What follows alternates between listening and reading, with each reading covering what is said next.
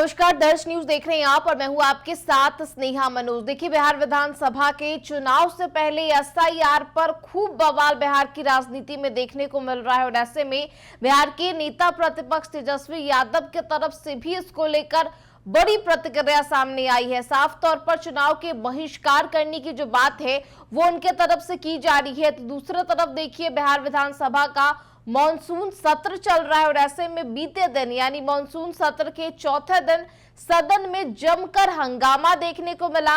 हाथापाई तक की भी नौबत आ गई और इस दौरान अब शब्दों का भी जो प्रयोग है वो सदन के भीतर देखने को मिला है, जिसको लेकर अब बिहार की जो राजनीति है वो खूब गरमाई हुई है। इस पर तमाम तरीके की जो बयानबाजी है वो भी सामने आ रही है और ऐसे में आपको बताएं तो बिहार बीजेपी के प्रदेश अध्यक्ष दिलीप जायसवाल इस पर क्या कुछ कहते नजर आए हैं। इसके अलावा देखिए, जेडीयू के एमएलसी खालिद अनवर इसको लेकर के क्या कुछ टिप्पणी करते हुए नजर आए हैं, आपको सुनाते हैं। सदनों में हंगामा हो रहा है, सदन को चलने नहीं दिया जा रहा है, शब्दों की मर्यादा को भी लांघी जा रही है। देखिए, जिस तरह का सदन के अंदर और सदन के बाहर असंवैधानिक तरीके से और लोकतांत्रिक तरीके से विपक्ष का शुरू से ही, पहला दिन से ही, जब से सदन चल रहा है, मुझे लगता है कि कहीं भी ये उचित नहीं है और कल तो हद पार कर गया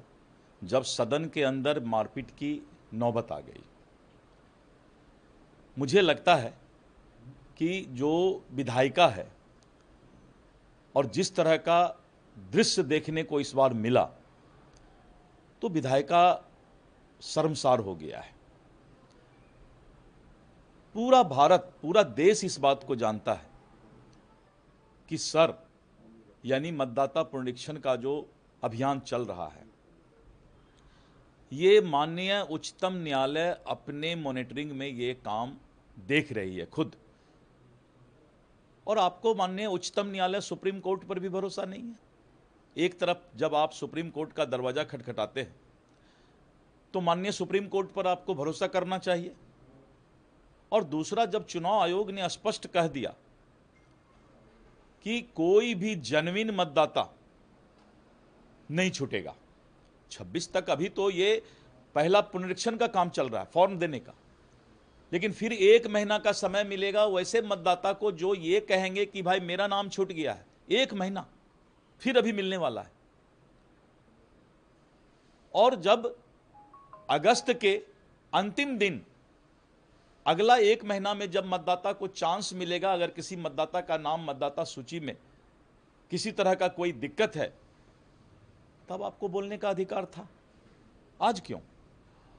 आज आप राजनीति करना चाहते हैं, चुनाव बाइकआउट करने की बात भी कर रहे हैं। तो ये अभी कैसे, जब अभी तो पुनरीक्षण ही चल रहा है, उसके बाद स्क्रूटनी चलेगा, तो ये बात तो इनको अगस्त के अंतिम सप्ताह में बोलना चाहिए। लेकिन ये राजनीतिकरण है और कुछ भी नहीं है। मतदाता समझ रही है इस बात को कि इसमें कोई दम नहीं है। लेकिन मैंने कल कहा कि जिस मतदाता की मृत्यु हो गई है, आप क्या चाहते हैं कि उसका नाम रहे मतदाता सूची में? जो मतदाता 2 जगह मतदाता हैं एक ही देश के अंदर, जिनका नाम 2 क्षेत्र में है, क्या आप चाहते हैं कि एक मतदाता का नाम 2 जगह रहे?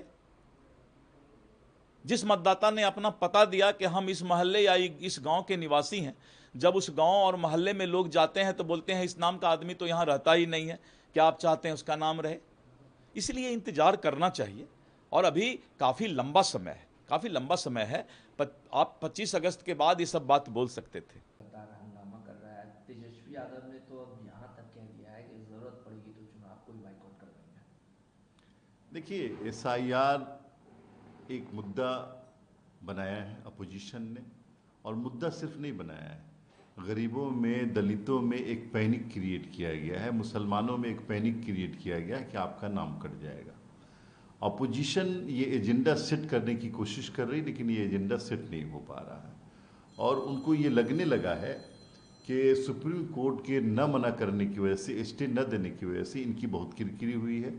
और जो रिपोर्टें आ रही हैं उसके हिसाब से तेजस्वी यादव जी, कांग्रेस पार्टी के लोग डिस्परेट पोजीशन में चले गए हैं। अब अगर वो लोग ये समझते हैं कि हम कॉन्स्टिट्यूशनल जो इंस्टीट्यूशंस हैं उनको हम डिक्टेट करें, हम जैसा कहें वैसा करें, तो सही नहीं है। और आप इलेक्शन का बाइकाट करने जा रहे हैं। क्यों इलेक्शन का बाइकाट कर रहे हैं भाई? किस लिए बाइकाट कर रहे हैं? आप तो धमका रहे हैं, आप लोकतंत्र को धमकाने की कोशिश कर रहे हैं, इंस्टीट्यूशंस को धमकाने की कोशिश कर रहे हैं, डिक्टेट करने की कोशिश कर रहे हैं। जनता देख रही है और इनके सारे ड्रामों का जवाब 2025 में मिल जाएगा।